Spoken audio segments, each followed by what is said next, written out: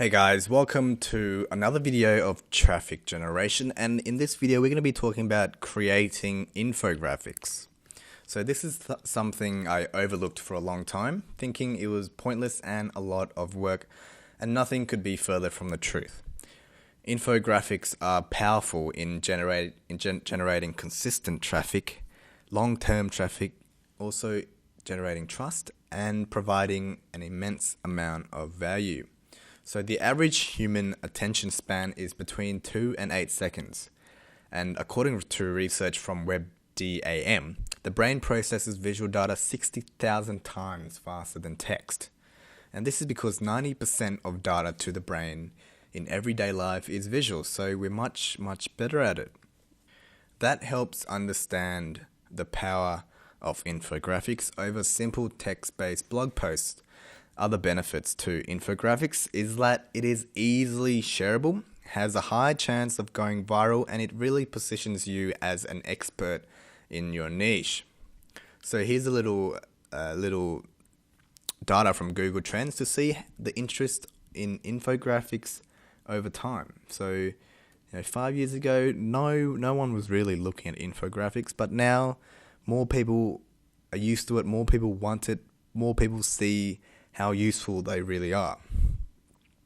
But don't just go and start creating infographics aimlessly. There are some key factors that you must cover to make sure that your infographic becomes as effective as possible. So it does take time to create. You're not going to be wanting to waste 2-3 hours on something that no one is even going to read. So let me show you what you need. So the first thing to understand is who your audience are and what type of information they like. Do a bit of researching by looking at popular articles in your niche, looking at other blogs in your niche, and see what your audience wants. So you're going to be analyzing the headlines, the data presented, and the visual elements used. This will give you a firm idea of what is possible and what isn't.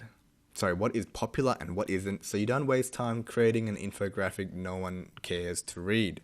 So remember, at its core, a good infographic shares great value, much like a blog post. You're not trying to make sales, you're not trying to tell people about yourself, you're just being a provider of immense value. So keep that in the back of your mind for the reason why you're creating infographics, and also it builds trust in your audience and it brings in the right traffic, targeted traffic for your blog.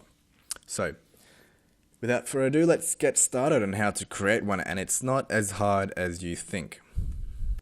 So step 1 is figuring out what to create an infographic about. You're going to be searching through blogs in your niche with tools like BuzzSumo, Socialpolitics, and Topsy, and find a popular article that has a lot of great research and data. So I've mentioned these tools before. So with BuzzSumo, just go to the website and type in the name of the blog you want to analyze, or you could even just type in the topic. So if your topic is dog training, you want to type in dog training essentially. So use this to research, and this will give you some ideas to go from. Because creating an infographic takes time. You want to be creating infographics about the things that people care about, right? So step number 2. Once you know what your infographic will be about, you got to do the research. So like I mentioned before, use Google to find data from reliable sources. So you could just type in your keyword plus research. I find Google is the best tool, because the results, what the results will be is that there will be articles explaining that research paper, or you could just go in and read the research papers themselves. They are quite long. So what you can do is just read other articles explaining that research paper and use that in your infographic. And also, you're going to be looking for visual elements. So that's the key point of an infographic. Visual elements, so pictures, icons, all those kind of things. The best place to find it, I find, is iconfinder.com. There are a lot of free icons to use there, and they're all great. I'm surprised by the amount of icons that are for free and how nice they look, and you don't have to even mention the author. You don't have to, source it at all. They're just giving it away for free. So there are a lot of premium ones as well, and it's not expensive. I think it's $20 a month for unlimited icons. So that's great. And then you want to be writing down the main points of your infographic. So you want to have between 6 to 8 key points to put in your infographic, as any less than that isn't very useful, and any more will just really bore the reader and overload them with information and data. So remember, the purpose of an infographic is easily digestible information. So too much information, people don't really want to read it. So let's move on to step number 3. Making the infographic. So you don't have to be a designer or an artist, you just need the right tools. And here are the top 5 websites that can help you. The first one is Visme, then there's Canva, Infogram, Easily, and Pictochart, and they're all pretty similar. They all have free and paid options, and to be honest, the free ones will do just fine. Of course, if you want more, differing styles, more variations, you can pay for it, but you don't have to. And if you don't want to make it yourself and you don't want to hire a pro designer, you could check out Fiverr.com. I've probably mentioned Fiverr.com 100 times now in this course, but it's great for cheap graphics, and there are many artists who will create great infographics for $5, and it isn't that bad. People give Fiverr a lot of hate, but $5 to us, to most people, it's not that much money, but to someone living in a different country, it's a day's meal, essentially. So always be checking their reviews and check their previous work. That's how you know if it's good or not. There are a lot of crap artists on there who will, they just want to take your money and make a quick buck, but there are also a lot of great designers. So here's an example. I typed in infographic into Fiverr, and look at these 6 results. The first one doesn't look that great. The font and that white outline. I don't think he's a good artist. But look at number 3, number 4, number 5, even number 6. They all look great. They're all nice looking, and it doesn't have to be $1 million artwork. It just has to look good enough so your information can be passed on. Another method is simply creating the main points in a PowerPoint presentation or a Keynote document if you have a Mac, and then you could just cut the slides into one image, either on Word or Apple Pages. So you're making each point in a slide, and then you just cut the slides and paste them into Microsoft Word or Mac Pages. You could also just put the slides into GIMP and Pixel Editor. They're both free to use, and which is fine. Like I said, it doesn't have to be $1 million artwork.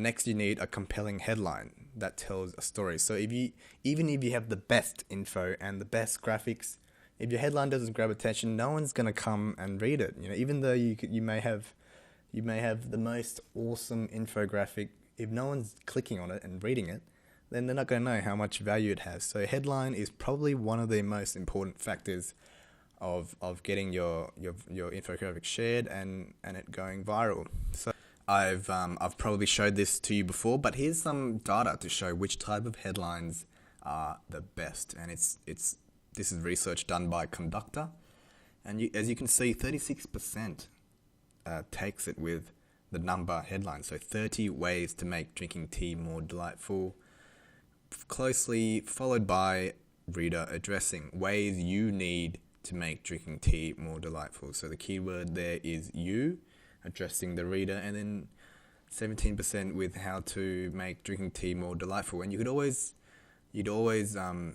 play around with it, see which one you would like to read, and also check out other blogs with BuzzSumo and stuff, and see what their headlines are, and see which type gets the most shares. And I guarantee you, 80 to 90% of the top ones will be numbered headlines or reader addressing headlines, and even how-to headlines. So headline is very, very important.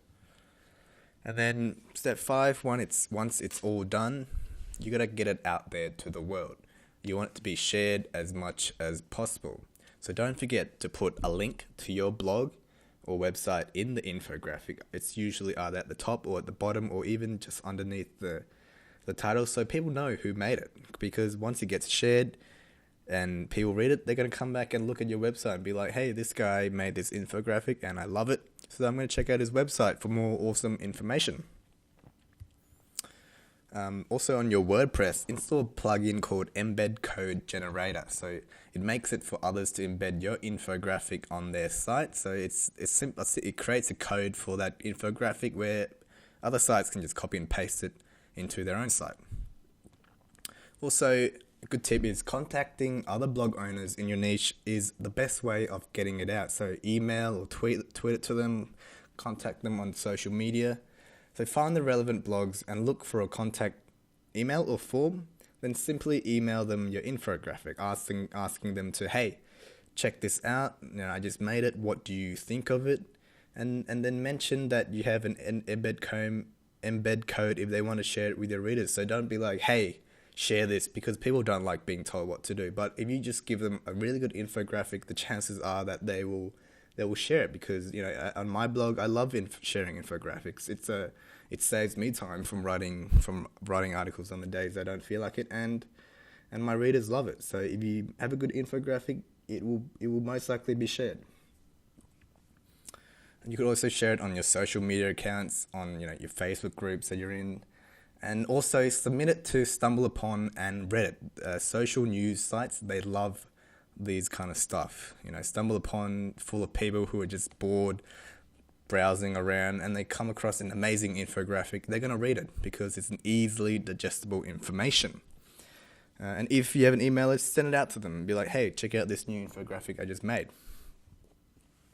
So no matter what niche you're in, your audience will love infographics. So try to create one once a month. If you don't have time, make the time, because the great thing about infographics is that it's a long-term strategy, and it will consistently bring in traffic as it gets passed around the web. It may not bring you 1 million visitors in the first week, but over time it will bring in the traffic that you need. So I'd say minimum once a month if you can. Post it on your blog, and that's really it for infographics. So I hope you guys see the importance of infographics, and please implement it in your traffic strategy. It works. It's great. It's long term, and people love it. So thanks for watching, guys. I'll see you in the next video.